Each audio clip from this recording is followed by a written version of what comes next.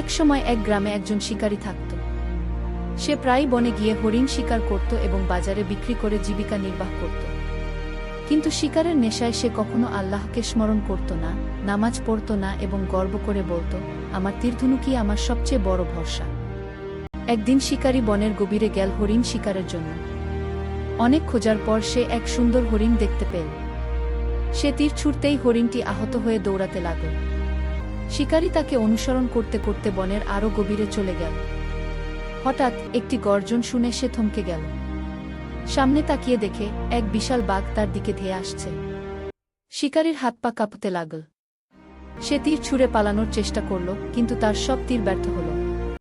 যখন সে বুঝতে পারল বাঁচার আর কোনো উপায় নেই, তখন সে কান্না করে বলল, হে আল্লাহ, আমি এতদিন তোমার কথা ভুলে গিয়েছিলাম, কিন্তু আজ আমি তোমার সাহায্য চাইছি, আমাকে রক্ষা করো। ঠিক তখনই কোথা থেকে যেন একটি দল হাতি এসে উপস্থিত হল। তারা বাঘের সামনে দাঁড়িয়ে গেল। বাঘ ভয় পেয়ে সরে গেল, আর শিকারী পালিয়ে গিয়ে নিরাপদ আশ্রয়ে পৌঁছাল।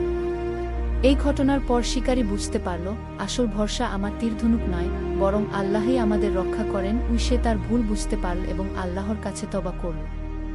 এরপর থেকে সে শিকার ছেড়ে দিয়ে হালাল উপায়ে জীবিকা নির্বাহ করতে লাগল এবং নিয়মিত নামাজ পড়তে শুরু করল।